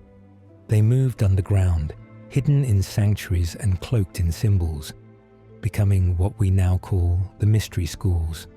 Their purpose was not to conceal knowledge for the sake of power, but to protect it from misuse, ensuring that only those prepared to wield it with reverence would be allowed entry. In Egypt, these schools became the heartbeat of temple life. The great sanctuaries of Karnak, Luxor, and Abydos were not simply houses of worship, they were academies of initiation. Only a small circle of priests and chosen initiates were allowed beyond the outer courts, where they underwent years of training in astronomy, medicine, mathematics, and spiritual transformation. This system mirrored what is said of Atlantis, where rulers were trained as both priests and kings, guardians of the physical and the metaphysical. The Egyptian pharaohs, too, were initiates of these mysteries, undergoing symbolic death and rebirth, so they could rule not as men alone, but as embodiments of cosmic order. The decision to hide knowledge was not arbitrary. Plato's story of Atlantis describes a people who fell because they misused divine gifts, turning their power toward greed and conquest. The survivors who founded the mystery schools remembered this mistake. To them, secrecy was a safeguard. The teachings were veiled in allegory, encoded in myths of gods and animals, hidden in architecture and ritual. For the uninitiated, these were stories. For the initiate, they were maps of the soul. This dual language, one for the masses, one for the few, allowed the wisdom to survive across millennia. Evidence of this migration is found not only in Egypt, but throughout the ancient world. the Eleusinian mysteries of Greece, the Mithraic rites of Rome, the Druids of the Celtic lands, and the yogic traditions of India all bear traces of a common initiatory structure: descent into darkness, confrontation with death, and rebirth into light. The serpent energy of Kundalini, the labyrinthine journeys of initiates in Crete, the underground crypts of Egypt, all speak of a shared root. Esoteric historians like Manly P. Hall and René Guénon have argued that this root was Atlantean, a hidden current of knowledge flowing silently beneath the surface of history. By moving underground, the mystery schools ensured survival. They became invisible threads weaving through empires, sometimes influencing rulers, sometimes hiding from them. Their guardianship allowed the wisdom of Atlantis to echo in Egypt's rituals, to resurface in Greece's philosophy, to ignite again in the Hermetic revival of the Renaissance. Each age rediscovered fragments, as if the schools themselves were waiting for humanity to grow into the responsibility of knowing. The migration of the mysteries is not only about secrecy, it is about continuity, a chain of initiates stretching from Atlantis through Egypt and into our own time, preserving the sacred flame. The temples may crumble, but the current flows on, quiet, hidden, unbroken. Genetic memory does not only survive in myth and stone, it can live within the body itself. In recent decades, DNA studies of Egyptian mummies have revealed results that challenge orthodox history. If Atlantis was real and survivors reached Egypt, then traces of their lineage may still be found in the very blood of the pharaohs. The question of Atlantean DNA is not one of fantasy, but of possibility, and fragments of evidence suggest that Egypt's rulers were not merely local tribes elevated by fortune, but inheritors of something much older. In 2010, scientists from the Institute for Mummies and the Iceman in Italy published research on the genetic lineage of Tutankhamun and his family. Their results indicated a haplogroup connected not to sub-Saharan Africa, as might be expected, but to Western Eurasia. Some geneticists argued that the pharaoh's paternal line showed affinities with populations in the Near East and even Europe. Though controversial, these findings hint at migrations and bloodlines far more complex than the traditional narrative allows. If survivors of Atlantis spread across the Mediterranean after the flood, it is conceivable that their descendants intermarried with early Nile populations, seeding dynasties with distant ancestral memory.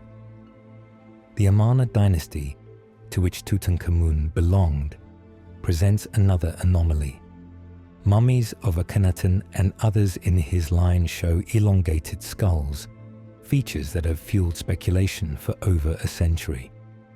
While mainstream scholars attribute this to natural variation or artistic stylization, others suggest it points to deliberate preservation of an unusual bloodline. Ancient traditions speak of shining ones and semi-divine rulers who bridge the gap between gods and men. Could these have been descendants of Atlantean priest-kings, remembered in myth as gods because their origin lay in a world destroyed? Egypt's own king lists record reigns of beings stretching back thousands of years before the first dynasties. Manetho, the Egyptian historian, described ages when gods and demigods ruled. These beings may reflect memories of Atlantean survivors, rulers whose bloodlines endured for generations until they merged into Egypt's royal families. The pharaohs then were not merely political leaders. They were guardians of a lineage, embodying both priestly and genetic inheritance from an age before recorded history. Genetics alone cannot prove Atlantis, but the anomalies in Egyptian DNA, the unusual features of certain mummies, and the cultural insistence on divine bloodlines all suggest continuity with something older. The insistence that pharaohs married within their own line, often to sisters or daughters, was not only about preserving political power. It may have been about guarding something far more ancient, a spark of memory from a world lost beneath the sea. Atlantean DNA may not be found in a single gene or marker. It may live in the patterns of inheritance, in the preservation of sacred bloodlines, in the echoes of traits passed through centuries. Egypt's rulers stood as bridges not only between gods and men, but between two worlds, Atlantis and the civilization that rose from its ashes. The body itself became a vessel of memory, a living archive of a golden age that refused to vanish completely. The ancients did not see the stars as distant fires, but as gates of time. Each constellation marked not only the turning of seasons, but the passage of entire ages, vast epochs in which humanity's destiny would rise, fall, and renew. This concept is central to both Atlantean lore and Egyptian tradition.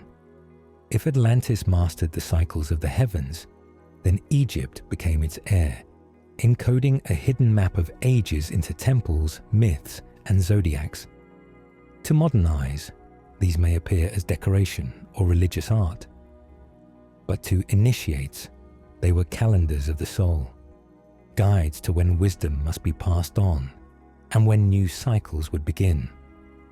The most direct evidence lies in the zodiac of Dendera, a ceiling carving that has fascinated scholars since its discovery.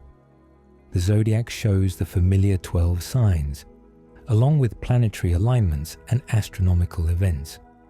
Its design indicates an understanding of the precession of the equinoxes, a cycle of nearly 26,000 years caused by the slow wobble of Earth's axis. This knowledge, rediscovered by Hipparchus in the 2nd century BCE, seems to have already been present in Egypt thousands of years earlier. Such sophistication suggests inheritance, not invention, a science carried from an earlier epoch, preserved like a secret code in stone. The precessional cycle divides time into great ages: the age of Taurus, the age of Aries, the age of Pisces, and now the dawning age of Aquarius. Egypt's monuments appear to mark these transitions. The Sphinx, with its leonine body, aligns with the constellation Leo at the spring equinox of 10,500 BCE, pointing to a time remembered as Zep Tepi, the first time. The pyramids of Giza, aligned with Orion, speak of the age of Osiris, when the belt stars rose in perfect alignment over the Nile. These alignments are not accidental. They are markers on the hidden map, reminders that civilizations rise and fall with the stars. Plato's tale of Atlantis describes a world undone when it fell out of harmony with divine law. The Egyptians believed the same, that each age had its order, and when humans broke from it, catastrophe followed. Thus, the zodiac was not only a tool for prediction, but a guide for action. It told initiates when to preserve knowledge, when to reveal it, and when to withdraw it into secrecy. The mystery schools moved in rhythm with these ages, transferring wisdom only when the stars signaled the time was right. This transfer of wisdom can be traced in myths worldwide. The Greeks spoke of the golden, silver, bronze, and iron ages. The Hindus told of the yugas. The Maya calculated vast baktuns. All reflect the same principle. Humanity is bound to cycles of light and darkness, rise and collapse. Egypt's zodiac temples carried forward the Atlantean version of this truth, offering not superstition, but a science of time. The hidden map of ages still speaks to us. As we enter Aquarius, the signs of upheaval and renewal echo what was carved in stone long ago. The ancients remind us that the stars are not passive. They are gates, and through them flows the destiny of civilizations. Egypt did not invent this wisdom. It inherited it, a fragment of the Atlantean calendar, preserved for those willing to see. The Great Pyramid of Giza is often described in textbooks as a tomb, a monumental resting place for Pharaoh Khufu. Yet when one looks closer, the official explanation begins to unravel. Unlike other tombs of Egypt, no inscriptions cover its walls. No sarcophagus has ever been discovered within its chambers. No treasures were found, no funerary texts inscribed, no evidence of burial at all. Instead, what remains is a structure of staggering precision, aligned to the stars and built on a scale that even today pushes the limits of engineering. If the Great Pyramid was not a tomb, then what was it? Increasingly, evidence points to a deeper purpose, that it was a living relic, a vessel of Atlantean science preserved in stone. Its construction alone raises questions. More than 2 million blocks of limestone and granite, some weighing over 70 tons, were cut, transported, and fitted with astonishing accuracy. The base is level to within fractions of an inch, while the sides align almost perfectly to true north. Its dimensions encode mathematical constants. The ratio of its perimeter to height reflects 2 pi, while the angle of its slope mirrors the golden ratio, a proportion found throughout nature. These features suggest that the pyramid was built not simply for function, but to embody cosmic principles. To the Atlanteans, as to the Egyptians who inherited their knowledge, architecture was sacred science. Geometry turned into stone. Inside, the pyramid reveals even more mysteries. The so-called King's Chamber is constructed of massive granite blocks transported from Aswan, hundreds of miles away. Above it, 5 relieving chambers stacked with precision distribute the pyramid's weight. Yet their design seems excessive if intended only for a tomb. The chamber's dimensions resonate with specific acoustic frequencies, suggesting it was designed to amplify sound and vibration. Researcher Christopher Dunn proposed that the pyramid functioned as a resonant machine, harnessing Earth's natural energies through its geometry and materials. The presence of quartz-rich granite, capable of piezoelectric effects, supports the possibility that the pyramid was an energetic device, not a sepulchre. The shafts leading from the king's and queen's chambers add to the mystery. Long believed to be ventilation channels, they are angled precisely towards specific stars: Orion's belt, associated with Osiris, and Sirius, linked to Isis. These alignments suggest the shafts were not functional ducts, but stellar pathways, connecting the pyramid's chambers with the heavens. This points to the pyramid as a tool for initiation, guiding the soul of the initiate, or perhaps the pharaoh as priest-king, through cosmic gates into higher realms. In this sense, the pyramid was not a tomb for the dead, but a temple for the living, a place where death was rehearsed and rebirth into divine consciousness achieved. Seen in this light, the Great Pyramid becomes a living Atlantean relic.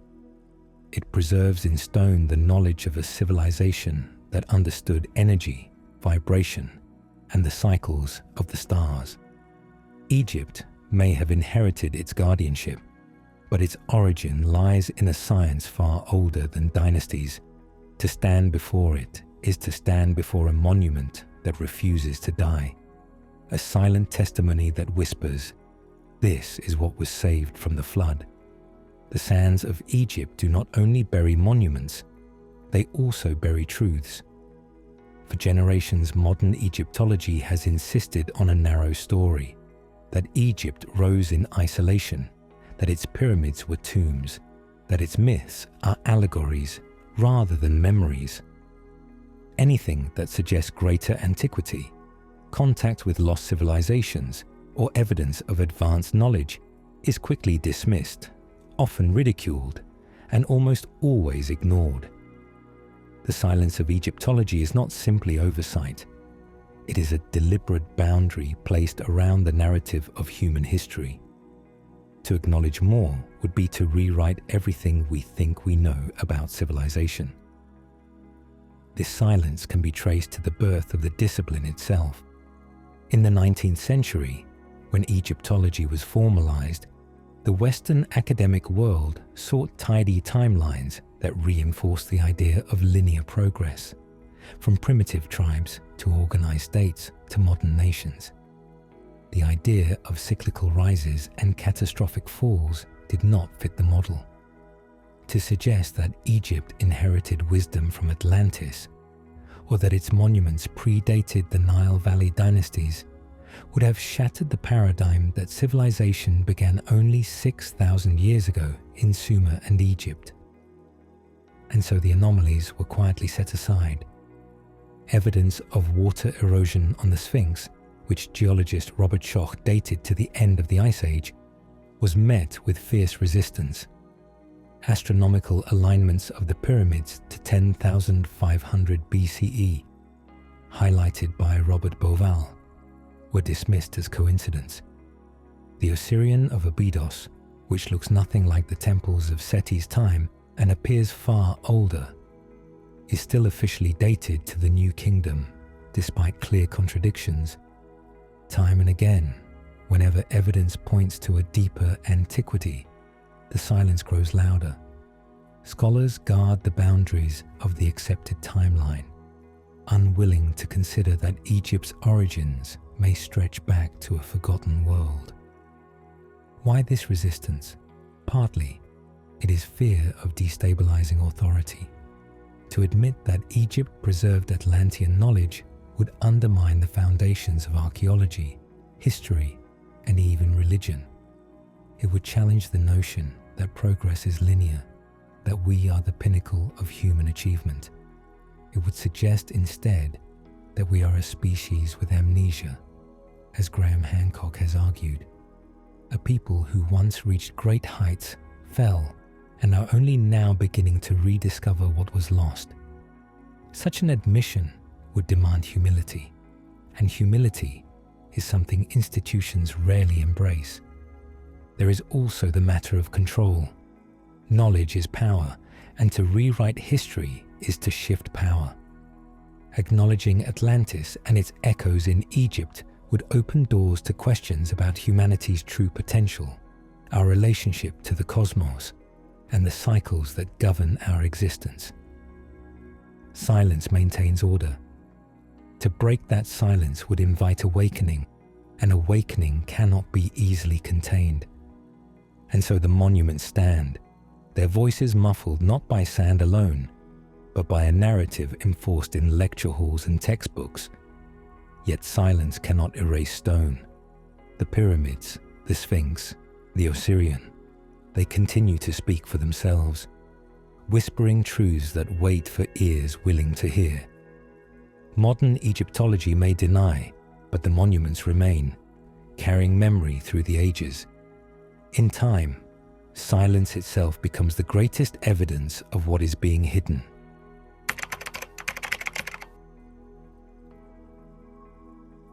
The ancients believed memory could be stored not only in words, but in the very fabric of existence.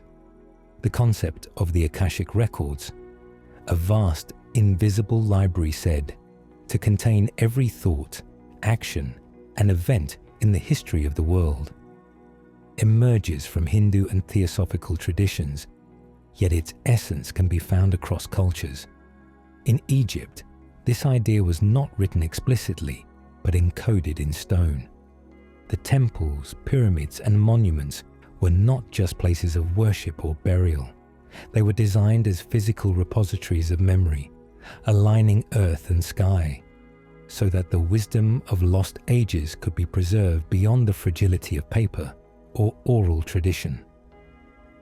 To the inheritors of Atlantis, Egypt became the vessel through which the Akashic principle was translated into stone. The Great Pyramid exemplifies this. Its geometry encodes mathematical constants, the proportions of the Earth, and alignments to the stars. It is, in a sense, a library of stone. Even if languages fade and dynasties collapse, the pyramid still speaks through its dimensions. Researchers like Graham Hancock and John Anthony West have argued that this was intentional, a way of preserving knowledge that could survive catastrophe. If Atlantis fell in flood and fire, its survivors may have resolved to record wisdom in the most enduring medium possible: megalithic architecture. The pyramid becomes less a tomb and more a hard drive of sacred science, designed to transmit information across ages. The Temple of Dendera offers another example. Its zodiac ceiling captures the constellations with precision, a star map that encodes not only astronomy, but the great cycles of time. By carving these patterns into stone, the Egyptians ensured that future generations could rediscover the rhythm of the heavens, even if records were lost. The Assyrian of Abydos, with its stark megalithic style, may have been built in the same spirit, a chamber designed not to tell stories in hieroglyphs, but to embody memory in form, proportion, and vibration. Esoteric traditions suggest that the Akashic records are not a metaphor, but a reality, a field of subtle energy where all information is stored. Edgar Cayce, the American mystic known as the Sleeping Prophet, claimed that the Hall of Records beneath the Sphinx was a material counterpart to the Akashic field, containing Atlantean records preserved in physical form. While such claims remain unverified, seismic surveys have indeed revealed anomalies beneath the Sphinx, suggesting cavities that may hold unknown treasures. Whether literal archives or symbolic chambers, the implication is the same. Egypt preserved memory at levels both physical and metaphysical. By encoding wisdom into stone, Egypt mirrored the very principle of the Akashic field. Temples aligned with stars, monuments calibrated to planetary cycles, myths veiled in allegory. All were methods of embedding memory into the world itself. This was not history written for the moment, but for eternity. The Atlantean survivors understood that civilizations fall, but stone and stars endure. In Egypt, they created a system where the earth itself became a page of the cosmic record, waiting for future seekers to read. Beneath the ancient guardian of Giza, the Great Sphinx, there has long been talk of a hidden chamber, a hall of records said to preserve the lost archives of Atlantis. This idea is not a modern invention. It has been whispered through centuries of esoteric tradition, preserved in myths, and hinted at by both ancient inscriptions and modern scientific surveys. The Sphinx, enigmatic and timeless, has always invited speculation. But if the stories are true, its paws may rest above one of the greatest treasures of human history, a library of a forgotten civilization. The concept of the Hall of Records gained prominence in the 20th century through the readings of Edgar Cayce, often called the Sleeping Prophet.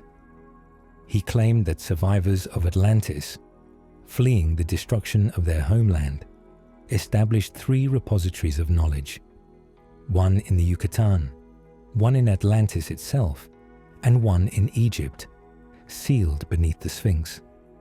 According to Cayce, this hall contained detailed records of Atlantean history, technology, and spiritual teachings, preserved until a future time when humanity was ready to rediscover them. Skeptics dismiss his visions, but his descriptions eerily align with legends already circulating in Egypt. The ancient inventory stela, though from a later period, records that Pharaoh Khufu did not build the Sphinx, but instead restored it, and that beneath it lay sanctuaries dedicated to Isis. This supports the notion that the Sphinx concealed something sacred long before the dynasties of the Old Kingdom. Herodotus and Strabo both mentioned hidden chambers under the Giza Plateau, though they did not specify what lay beneath the Sphinx itself. These hints, scattered through antiquity, reinforce the possibility that Egyptian tradition always remembered a hidden chamber at Giza. Modern science has added more fuel to the speculation. In the 1990s, a team led by John Anthony West and geophysicist Thomas DeBecke conducted seismic surveys around the Sphinx. Their results revealed unexplained cavities beneath the monument, including a rectangular anomaly between the pores. While Egyptian authorities acknowledged the findings, excavations were never permitted. To this day, the question remains unanswered. Are these natural voids, or are they the very chambers spoken of in legend? The refusal to investigate further has only deepened the mystery. If such a hall exists, its purpose would not be casual storage. It would be an archive of memory, designed to withstand the cycles of destruction and rebirth that mark human history. Stone chambers filled with texts, devices, or star maps, whatever they contain, would fundamentally alter our understanding of civilization. For if Egypt's greatest monument conceals the records of Atlantis, then history is not what we have been taught. It is far older and far stranger. The Hall of Records remains one of humanity's most tantalizing enigmas. Whether a literal archive or a symbolic metaphor for memory embedded in the monuments, its allure endures. The Sphinx, staring east toward the rising sun, guards its secret with silence, and perhaps that silence is deliberate. Perhaps the knowledge beneath will only be revealed when humanity is ready to receive it. Egypt was always known as the land of the two lands, Upper Egypt in the south and Lower Egypt in the north, united under the double crown of the pharaoh. On the surface, this division seems purely geographic, the joining of desert and delta, yet esoteric traditions suggest a deeper meaning. The dual nature of Egypt was symbolic, a mirror of Atlantis itself, which Plato described as a realm of concentric divisions. Land and sea intertwined, heaven and earth reflected in its geometry. When Atlantis fell, its balance was shattered. In Egypt, that balance was reimagined, preserved as the union of opposites. The two lands became more than geography. They became a living reflection of Atlantis's dual essence. The myths of Egypt echo this theme of duality. Osiris and Set, Horus and Seth, Isis and Nephthys, pairs of gods embodying life and death, order and chaos, masculine and feminine. These were not merely stories of conflict. They were cosmic dramas encoding the tension and harmony between opposites. Atlantis, too, according to esoteric accounts, was structured on balance. Between material wealth and spiritual wisdom, between divine law and human ambition. Its fall came when that balance collapsed. Egypt, inheriting the memory, sought to re-establish balance in its very identity. The two lands joined, the double crown worn, the pharaoh enthroned as the reconciler of opposites. Even the architecture reflects this mirroring. The temples along the Nile often show dual design, twin pylons, twin obelisks, pairs of sanctuaries. The symbolism is deliberate, reminding initiates that unity comes through balance. This echoes the Atlantean principle of sacred geometry, where harmony between opposites produced power. The pyramid itself, rising from a square base to a point, unites earth and heaven. The Sphinx, half lion and half man, joins animal and divine. Egypt's entire sacred landscape seems to embody duality reconciled, a mirror of a lost world remembered in stone. The division of Upper and Lower Egypt also parallels the Atlantean motif of inner and outer knowledge. The outer temples were open to the people, filled with myth and ritual. The inner sanctuaries, hidden from public view, preserved the deeper mysteries. Atlantis, too, was said to have maintained schools of initiation, where only the worthy could pass beyond outer teachings. The migration of these schools into Egypt ensured that the dual structure, exoteric for the many, esoteric for the few, continued. In this way, the two lands symbolized not only political unity, but spiritual polarity, the outer and the inner, the seen and the unseen. When the pharaoh united the two lands, he became the Lord of Ma'at, the embodiment of harmony. This role was more than royal pageantry. It was a continuation of Atlantean kingship, where rulers were tasked with maintaining cosmic balance. Egypt's duality was not a weakness, but a safeguard, a living reminder of Atlantis' lesson. Where Atlantis fell because it lost balance, Egypt sought to encode balance into every level of its being. The two lands were thus more than Egypt. They were Atlantis remembered, reborn in a new form, awakening on the banks of the Nile. The story of Atlantis and Egypt has always lingered at the edges of history, whispered in myths and dismissed by scholars. Yet the persistence of these connections, in temples, in geometry, in myths of floods and gods, suggests something deeper. If the evidence is so compelling, then why has the story been buried? Why has the link between Atlantis and Egypt been treated as fantasy rather than as history's missing chapter? The answer lies not only in ignorance, but in power. To control history is to control identity, and to sever Egypt from Atlantis is to keep humanity from remembering its own depth. One reason the story was buried is institutional authority. From the birth of modern Egyptology in the 19th century, scholars sought neat timelines that reinforced a view of history as linear, beginning with Sumer and Egypt around 3000 BCE. This model supported the idea of progress, that humanity evolved slowly from primitive tribes into advanced civilizations, culminating in the modern West. To admit that Egypt inherited knowledge from an earlier, lost civilization would destabilize that narrative. It would suggest that we are not the pinnacle of progress, but the survivors of cycles, prone to both greatness and collapse. For those invested in a linear model, the Atlantean connection had to be denied. Religious institutions, too, had reason to resist. If Egypt carried the memory of Atlantis, then humanity's story is far older than 6,000 years, contradicting biblical chronologies.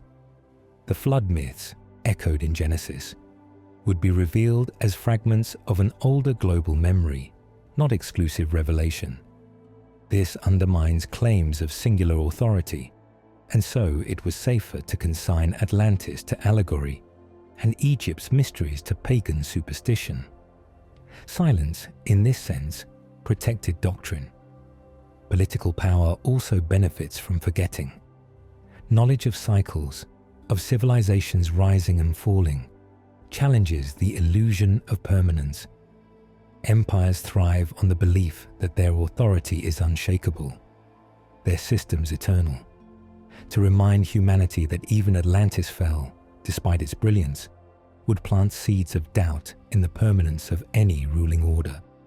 Egypt's monuments whisper that no power lasts forever. Burying this truth serves those who seek control. There is also the deeper reason: fear of potential. If Egypt did inherit Atlantean science, then humanity once possessed knowledge of energy, vibration, and cosmic cycles far beyond what we acknowledge today. To rediscover this would be to rediscover our own power. For those who benefit from dependency on limited science, on material systems, on external authority, such empowerment is dangerous. Better to dismiss Atlantis as myth than to risk humanity awakening to its forgotten capabilities. And yet, suppression never fully erases truth. The pyramids still stand, their precision undeniable. The Sphinx still gazes east, older than dynasties. Flood myths still echo across cultures, pointing to the same catastrophe. The story was buried, yes, but not destroyed. It waits in stone, in stars, in the whispers of memory. And as cycles turn, it surfaces again, reminding us that what was hidden benefits only those who fear awakening. Across the world today, the story of Atlantis and Egypt is returning to the surface. For centuries, it lingered on the margins, dismissed as fantasy, sealed beneath the sands of orthodoxy. Yet now, in our age, more people than ever before feel drawn to these mysteries. Books, films, documentaries, and personal awakenings converge on the same idea: that the past is not what we were told, and that Egypt holds the key to remembering something far older. This resurgence is not coincidence. It is part of a cycle, the return of memory written into the stars themselves. The precession of the equinoxes, a vast cycle of nearly 26,000 years, was known to the ancients and encoded in temples like Dendera. Each new age brings transformation, upheaval, and renewal. We are now crossing from Pisces into Aquarius, a transition marked by disruption but also awakening. The ancients who preserved Atlantean knowledge understood that memory itself moves in cycles, resurfacing when humanity is ready. Egypt's monuments were built as time capsules, designed to speak across millennia. The fact that we are drawn to them now with new intensity suggests that the cycle of forgetting is ending. The age of remembrance has begun. Modern science, too, is unintentionally fueling this awakening. Geological evidence of cataclysms around 10,800 BCE aligns with Plato's account of Atlantis' fall. Seismic surveys beneath the Sphinx reveal anomalies consistent with hidden chambers. DNA studies of mummies hint at lineages that defy orthodox timelines. These discoveries may not yet be accepted by mainstream institutions, but they ignite curiosity. Each new anomaly plants a seed of doubt in the official story, encouraging seekers to look deeper. When anomalies accumulate, silence can no longer contain them. Truth begins to surface. There is also a collective inner awakening. More people are turning inward, exploring meditation, energy work, and consciousness studies. In these states, many report visions or memories of ancient worlds, temples of light, floods of destruction, initiations beneath pyramids. Whether literal past life memory or symbolic archetype, the resonance is undeniable. Something in our collective psyche is stirring, reminding us that we are not the first advanced civilization to walk this earth. The return of Atlantis and Egypt is not only historical, it is spiritual. Why now? Because the challenges of our age mirror those of the past. Atlantis fell when it misused its power, turning divine gifts into tools of conquest. Our modern world, with its technologies and imbalances, faces the same temptation. The resurfacing of Atlantis and Egypt serves as both memory and warning. It reminds us of what is possible, but also of what is at stake. If we ignore the lessons, cycles may repeat. If we embrace them, we may rise into a new golden age. The return of memory is not about nostalgia for a lost world. It is about reclaiming a forgotten truth, that humanity has risen before, fallen before, and carries within it the potential to rise again. Egypt preserved the fragments. Atlantis left the echo. Now, in this age of awakening, the two resurface together, calling us to remember who we were and who we are meant to become. So now, the question is no longer whether Atlantis and Egypt are connected. The evidence is all around us, in stone, in myth, in memory. The real question is, what will you do with this knowledge? If this journey awakens something in you, don't let it end here. Watch our other videos, where hidden truths and forgotten wisdom continue to unfold. Each one is a new chapter in the voyage. Take a moment to subscribe to our channel so you never miss what comes next. Leave us a comment below. Share your thoughts, your intuitions, even your memories. We read them all, and every word becomes part of this living conversation. And if this message resonates, share this video with someone you know is ready to hear it. Because the more of us who awaken, the more powerful this remembrance becomes. And finally, if you felt the call of this journey, let your voice echo back with a like, with a share, with your presence here. Each action helps us keep the flame alive, and together we keep the wisdom moving forward. Welcome to the Hidden Voyage. Welcome home, SoulWhisper and SoulCreator, the Hidden Voyage.